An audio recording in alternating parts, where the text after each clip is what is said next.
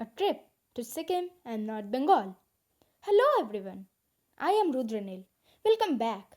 Today I will be narrating a story of a trip to Sikkim and North Bengal. Hope you enjoy it. Last year, in my summer holidays, I, my mother, my father, and my aunt's family planned to go to Sikkim and North Bengal. Towards the end of the holidays, our tickets got reserved in the Kanchan Kanya Express from Shialda to NJP. My aunt's family accompanied us in the Shialda station.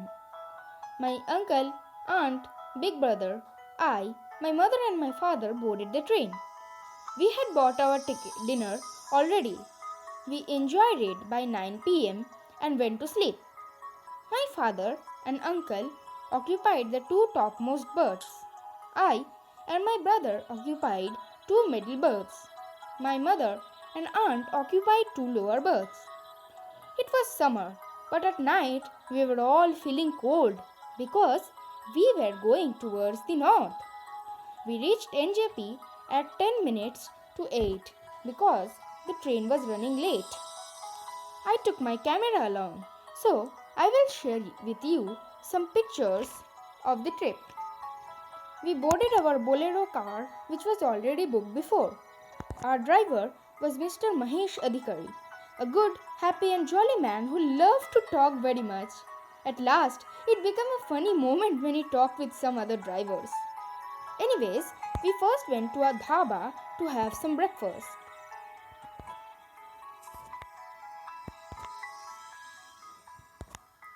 Their thuppa and momos were awesome. After breakfast, we again boarded our Bolero car. Our destination was Silarigao. On the way, we enjoyed chips, biscuits, snacks, etc., which I bought in was my bag.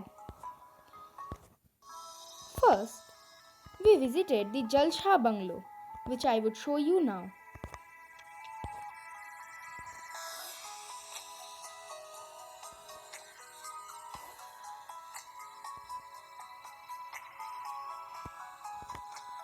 The road to Silarigao was very bad. We were just shaking right and left. At last, we reached our homestay. There were no hotels there. We went up to our room. What a view we got from our balcony. There was something common among all the homestays here. That is, all the homestays had flower pots and dogs. We had lunch down in the restaurant-like room of the homestay. Another common thing was self-service. No one gave any service of food here. We had to pour our own food into our own plate. There was also a common food among all the homestays. In the morning, puri and potato curry. In the afternoon, rice, bhaji and egg curry. In the evening, some kind of pakoda and tea. And in the night, roti and chicken curry. Not bad, is it? After lunch, we went for a walk. When we returned from the walk, we found our tea and pakoras waiting. My uncle didn't went for the walk, so he took care of our food. After that, my parents, uncle and aunt chatted while I and my brother practiced maths as we both had maths exam in the reopening day of the school. My brother was in college. The next early morning, we could see the sleeping Buddha directly from our room, but it was a little far. After tea and breakfast, we got ready and waited for Mr. Mahesh to arrive. He was a little late. After Silariga, which was in Bengal, we went straight to Zuluk, which was in Sikkim.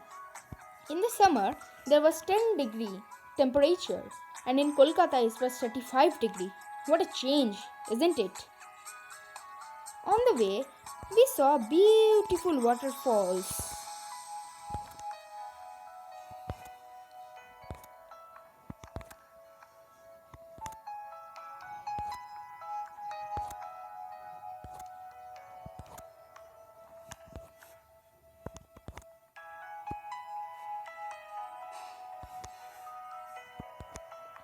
It was raining when we reached Zuluk.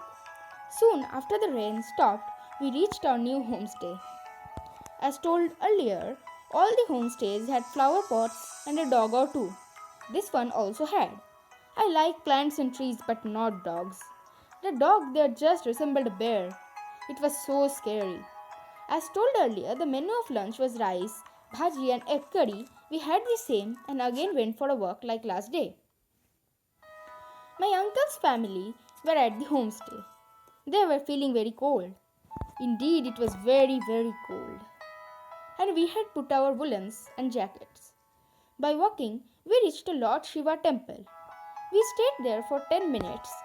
We could see our homestay and many other houses from there looking downwards. We had actually climbed upwards. Unfortunately, I didn't take my camera along as it was charging in the homestay. Then, a remarkable incident happened which I would never ever forget. As mentioned, we went upwards. From the temple, we didn't take the straight mountainous road while coming back, but we discovered some stairs going down.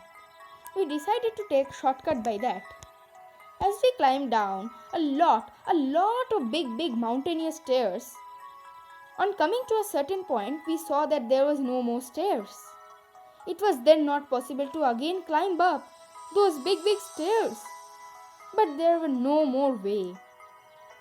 We were just thinking to climb up and take the long cut mountainous road again, which was very tiring, when we saw a white dog coming towards us. It went in front of us and guided us which rocks or which soil should we put our feet to climb down. Then that same white dog guided us to our homestay. When we reached our homestay, the dog barked once and went away. Interesting, isn't it? Once we were freshened up, we enjoyed our hot tea and pakoras.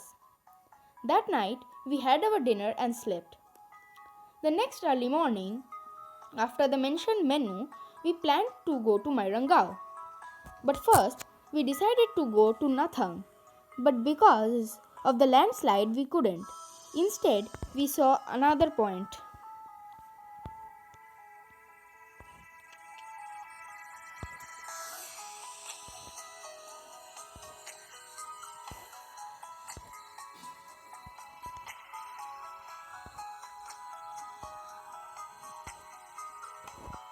On the way, we visited Aritel Lake.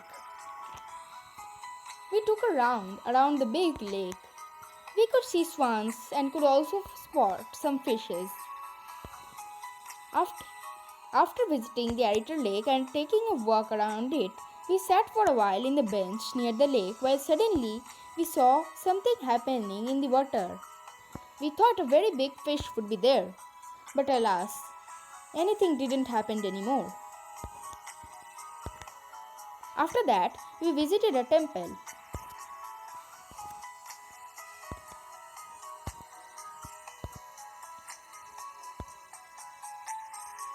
We went straight to Mairangao. Our homestay was a little different. We had to climb around 150 mountainous stairs here to reach our homestay. My legs were aching when I reached up. We met our dog of the homestay whose name was Shampoo. He was very kind. Here the menu of lunch was a little different. Omelette instead of egg curry. Here they grew cucumber and many other crops of their own. It was so fresh that our cucumber could be eaten with peel. On hearing about Shampoo, we got to know that he protected the crops and he would bark and not let any stranger in unless they are guests. The homestay was different from others in many ways. Firstly, we had to climb around 150 mountainous stairs to reach it. Secondly, it had only 4 rooms and a hall for eating, which all homestays had. Then there was a jungle behind the homestay.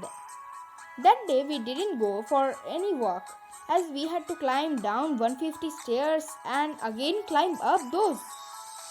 There was a place made for sitting outside in the nature, made with bamboo, which you can see, for enjoying the nature. It was surrounded by flowers. We chatted there till it was dark. That was a beautiful scenery as it was dark. Full dark and the light of houses from windows. What a scene! Now here, people use 10-watt bulbs. Our mobile network already went off. Good. a little relief from the busy life. Here, at night, they made chicken curry with fresh coriander leaves from their garden, where they grew them. The next morning, we got to know that Kanchenjunga could be clearly seen if the sky was clear, because our homestay was upwards, 150 mountainous stairs. We noticed a beautiful picture of Kanchenjunga hanged on the wall, taken from the homestay. Here, we could take the seedlings of any plant that grew there. We took 3 seedlings of a beautiful cactus, which resembled rose indeed. You can see it. We had also collected some berries, telling the homestay people who managed it from the forest behind. When we climbed down the 150 stairs to reach our car with luggage to leave for Rishikola, we got to know a thing.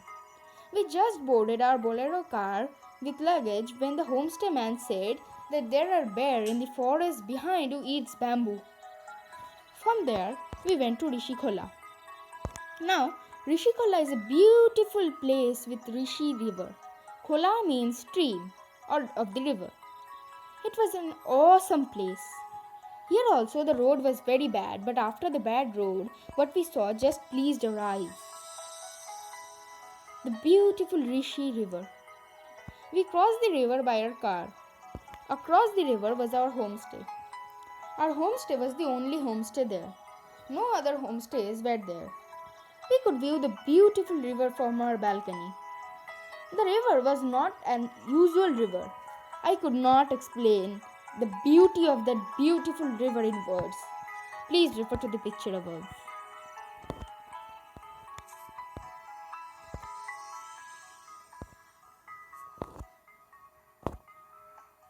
The water was quite still there. One can enter into the river but cannot cross it walking. Once, settling our luggage, we entered into the river. My uncle, aunt and my mother stayed at the riverside, but I, my father and brother entered the river. We walked till the water reached our shirts and t-shirts. We could spot some fishes. It was getting hot as Rishikola was in West Bengal and was not as cold as Silarigao, Zulu, etc. We planned to visit Rishikola at the end because the next day we would be leaving for Kolkata, and in Kolkata the temperature was 35 degrees. We came back and had lunch. Here also in lunch we had rice, dal, bhaji, egg curry and omelette both. A dangerous thing about this hotel was there was a German shepherd and many other dangerous dogs. We had to stay careful there. In the evening we went to the Rishi river. I and my brother made paper boats. They float for a long time in the river. After that, we tried to catch fish by our hands. Fishes came near our hand there.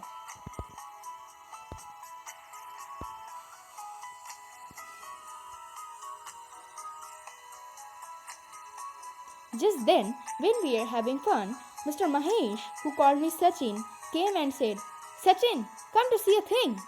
My father was already there. When I reached there, I saw Mr. Mahesh and many other drivers catching fish with the help of electricity.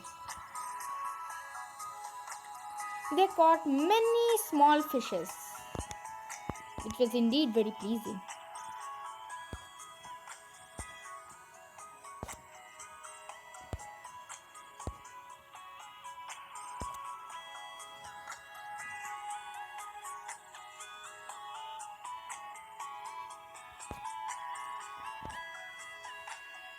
The next morning, we left Rishikola and went to Siliguri bus stand, from where we took a bus. We reached by the evening. From Siliguri, we boarded a Green Line AC Volvo bus for Kolkata. Siliguri was also quite cold, from where we took a bus, and that was AC bus. But while getting down from the bus in Kolkata, I realized that it was summer. 35 degrees. That made tears come on all of our face.